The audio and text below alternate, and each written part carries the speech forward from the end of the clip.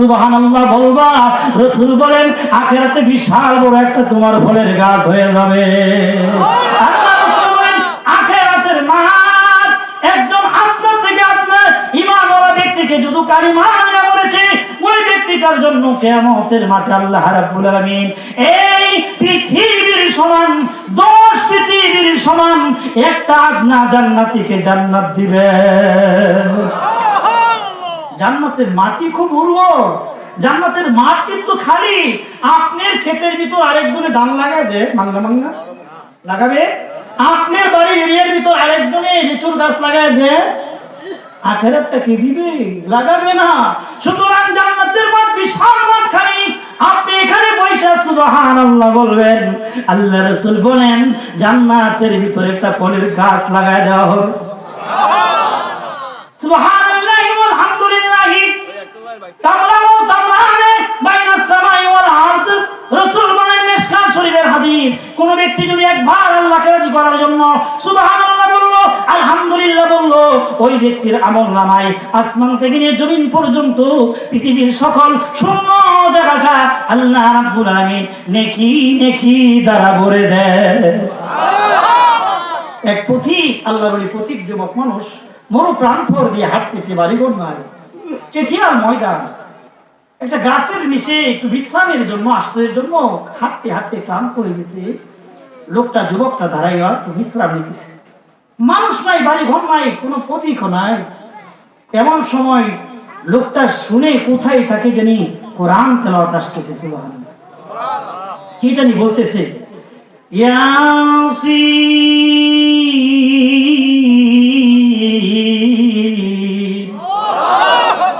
ওয়াল কুরআনিল হাকীম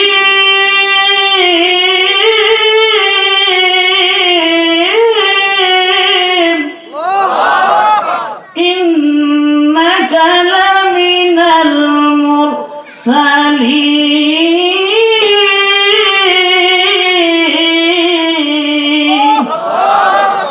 চেঠিয়াল ময়দান, বাড়ি নাই, ঘর নাই, মানুষ নাই, কোরআন তেলাওয়াত আসে, কোরআনের আওয়াজ আসে।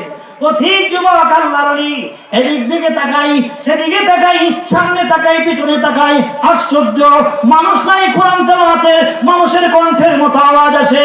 কি ব্যাপার? ভয় পেয়ে গেলেন, জিন পড়ি আছে কিনা, কে তেলাওয়াত করে না ফেরেশতা, কিসের ব্যাপার? আশ্চর্য হয়ে গেলেন, ভয় পেয়ে গেলেন। এবার ভালো করে লক্ষ্য করে দেখে সামনের দিকে একটু উঁচু জায়গা, যেটাকে কবরের মতো মনে হইতেছে, ওই কবর থেকে কোরআন তেলাওয়াতের আওয়াজ আসতেছে। আউলিয়ারা কানে উকুবা নিশাওয়াত, জাহেলেরা কানে দুনিয়া মিশাওয়াত, জাহেলেরা কানে দুনিয়া মিশাওয়াত। আল্লাহর ওলি আপনি যে আমল দুনিয়াতে করবেন, বেশি পছন্দ করবেন, আল্লাহ পাক কবরে ওই আমলই করার জন্য আপনাকে সুযোগ দিবেন। সুবহানাল্লাহ, বেশি বেশি নামাজ পড়া ভালো লাগে, তাহাজ্জুদ করা ভালো লাগে। নামাজের ভিতর আল্লাহ কইব, কি করবা, তোমার কোন আমল ভালো লাগে? আল্লাহ আমার নামাজই ভালো লাগে, নামাজ পড়তে থাকবেন। সুবহানাল্লাহ, তোমার কি ভালো লাগে? দুনিয়াতে বেশি বেশি কোরআন পড়তাম, আল্লাহ কোরআন তেলাওয়াত ভালো লাগে, করো, কোরআন তেলাওয়াত করে বলেন। সুবহানাল্লাহ, আল্লাহর ওলিদের খেলা। এবার যুবকের 14 হাত চিৎকার মারে বলে সুবহানাল্লাহ। যুবকে কি কর? সুবহানাল্লাহ। কবর থেকে কোরআনের আওয়াজ আসে, আল্লাহু আকবার। এবার যুবক সুবহানাল্লাহ বলে আশ্চর্য হয়ে গেল, ওরে বাবা রে, কবর থেকেও কি কোরআন তেলাওয়াতের, মরা মানুষের ভিতর থেকেও কি কোরআন তেলাওয়াতের আওয়াজ আসে? সুবহানাল্লাহ করে যখন চিন্তা ফিকির করে দাঁড়ায় রয়েছে, আশ্চর্য হয়ে গেছে। এমন সময় কবর থেকে মানুষের আওয়াজের মতো আওয়াজ দেয়, বলেন সুবহানাল্লাহ। পথিক মুসাফির, কবরের ভিতরে কোরআন তেলাওয়াত শুনে তুমি আশ্চর্য হয়ে গেছো, আশ্চর্য হয়ে সুবহানাল্লাহ বলেছো। আমি আল্লাহর ওলি এই কবরের ভিতর একদিন না, 2 দিন না, একবার না, 2 বার না, 100 200 বার না, 1000 2000 না, আমি আল্লাহর ওলি কবরে বসে বসে কোরআন 5000 বার খতম দিয়েছি। হ্যাঁ পথিক, আমার জগৎটা কবরের জগৎ, এখানে 5000 কেন 5 কোটি বড় যদি তেলাওয়াত করে একটা নেকি দিবে না, ঠিক না? আর তোদের দুনিয়ার হায়াত আমার হায়াত যুবক দিবেনি রে, দিবেনি। আমার 5000 কোরআন তেলাওয়াতের বিনিময়ে তোর দুনিয়ার জমিনে দুনিয়ার হায়াতে একবার সুবহানাল্লাহ বললি, এটা দিবেনি রে, যুবক দিবেনি। দুনিয়ার জীবনে একবার সুবহানাল্লাহ বলা কবরের জমিনে কবরের জগতে কোটি কোটি বার কোরআন খতমের চেয়ে বেশি সওয়াব।